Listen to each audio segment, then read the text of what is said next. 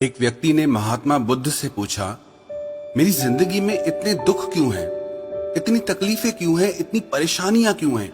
तो महात्मा बुद्ध ने उससे कहा, बताओ तुम्हें कौन सा दुख है? उसने कहा, मैं अपने कितने दुख आपको बताऊं?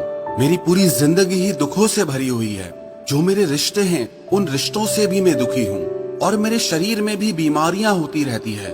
एक के पीछे एक दुख लगा ही रहता है। तो उस व्यक्ति ने कहा, ना मैं अपने रिश्तों से खुश हूँ, ना अपने परिवार से खुश हूँ, ना अपने मन से खुश हूँ और ना ही अपनी जिंदगी से खुश हूँ। लगता है ऐसी जिंदगी से अच्छा है कि मैं मर जाऊं, कोई मतलब ही नहीं जीने का।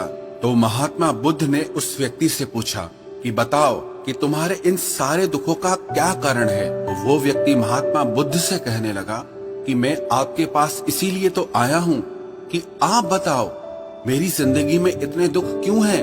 इन सब का क्या कारण है? महात्मा बुद्ध ने उस व्यक्ति से कहा, जरा गहराई से सोचो, विचार करो, देखो कहाँ है तुम्हारा दुख, क्या कारण हो सकता है तुम्हारे दुख का। उस व्यक्ति ने बहुत सोचा, पर जब उसे कुछ समझ नहीं आया तो बुद्ध ने उसे उत्तर दिया कि तेरे सारे दुखों का कारण तू ही है। तेरे मन की आसक्ति है, तेरे मन का मोह है। बुद्धा का एक प्रसिद्ध कोट है जो आपने भी सुना होगा, the root of suffering is attachment. आपके सारे दुखों का कारण आपका मोह है, आपके मन का अटैचमेंट है, आसक्ति है। तो उस व्यक्ति ने बुद्ध से कहा कि मैं समझा नहीं कि मेरे मन का मोह हर दुख का कारण कैसे हो सकता है। तो महात्मा बुद्ध ने उसे 3 छोटी छोटी कहानियां सुनाई। पहली कहानी, एक व्यक्ति पेड़ से चिपक कर चिल्ला रहा था कि कोई मुझे बचाओ, कोई मुझे इस पेड़ से छुड़ाओ, इस पेड़ ने मुझे पकड़ लिया है। तो वहां से एक गुरु और शिष्य गुजरे। उस शिष्य ने अपने गुरु से कहा कि गुरुदेव, इस आदमी की मदद करनी चाहिए, ये इस पेड़ से चिपक गया है, इसे छुड़ाना चाहिए। तो उसके गुरु ने अपने शिष्य से कहा कि इसकी मदद कोई नहीं कर सकता। तो वो शिष्य हैरान होकर पूछने लगा कि ऐसा क्या है कि इसकी कोई मदद नहीं कर सकता। तो गुरु ने कहा कि इस व्यक्ति ने खुद ही पेड़ को पकड़ लिया है, और जिस इंसान ने खुद किसी चीज को पकड़ा हुआ है उसे कौन छुड़ा सकता है, उसे कौन बचा सकता है। ऐसे ही बुद्ध ने कहा कि तुमने भी सारे दुखों को खुद ही पकड़ा है कि ये मेरा है, ये छूट ना जाए, ये मेरे पास रहना चाहिए, ये मुझे मिलना चाहिए, और तेरे सारे दुखों का कारण ये मैं और मेरे का बंधन है। फिर बुद्ध ने उसे दूसरी कहानी सुनाई कि जैसे एक मकड़ी वो खुद ही जाला बुनती है, और जाला बुनते बुनते एक दिन ऐसा आता है कि वो उस जाले में खुद ही फंस जाती है। वो चाहकर भी उस जाले से बाहर नहीं निकल पाती है। ऐसे ही तूने भी अपनी जिंदगी में कितने ही रिश्ते बनाए हैं, कितनों से मोह लगाया है, कितनों को अपना माना है, और उनमें मोह रखने के कारण आज वो तुझे दुख दे रहे हैं। सारी दुनिया में कुछ भी होता रहे, हमें दुख सुख नहीं होता है। हमें दुख सुख कब होता है? जब हमारे अपने के साथ कुछ होता है, या हमारा अपना हमारे साथ कुछ करता है। फिर महात्मा बुद्ध ने उसे तीसरी कहानी सुनाई कि शहद से भरे एक पात्र में एक उड़ती हुई मक्खी घुस जाती है।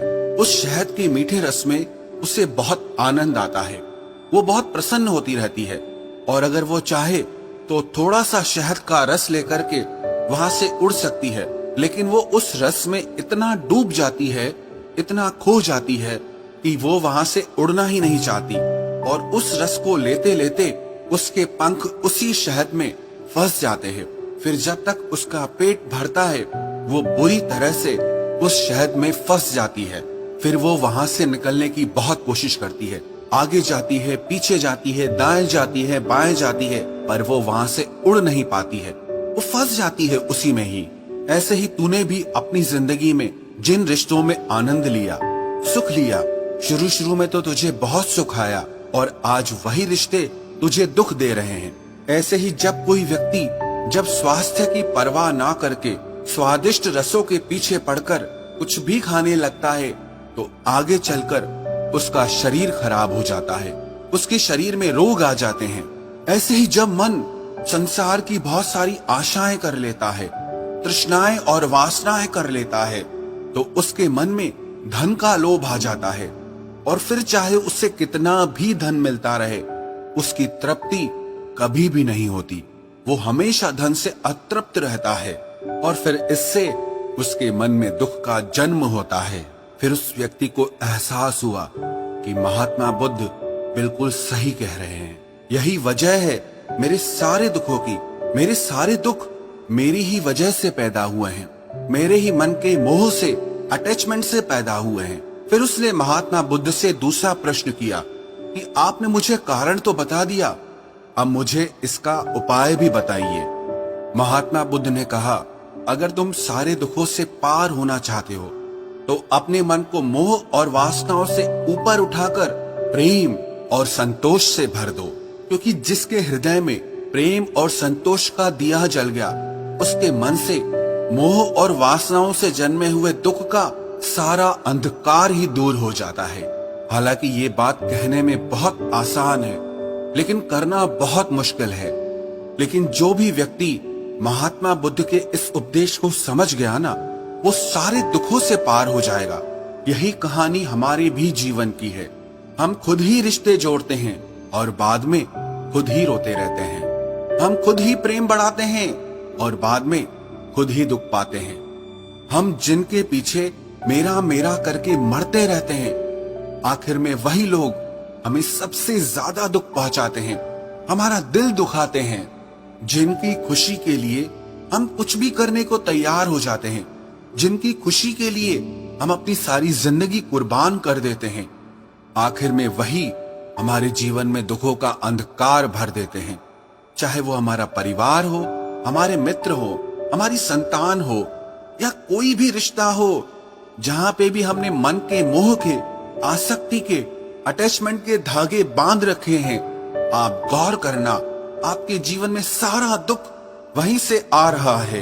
तो जो उपाय महात्मा बुद्ध ने उस व्यक्ति से कहा कि मोह और वासनाओं को त्याग करके अपने हृदय में प्रेम और संतोष को भर दो, इस छोटे से उपदेश को अगर हम भी अपनी जिंदगी में उतार लें तो विश्वास रखना, हम जिंदगी के सारे दुखों से अवश्य पार हो जाएंगे।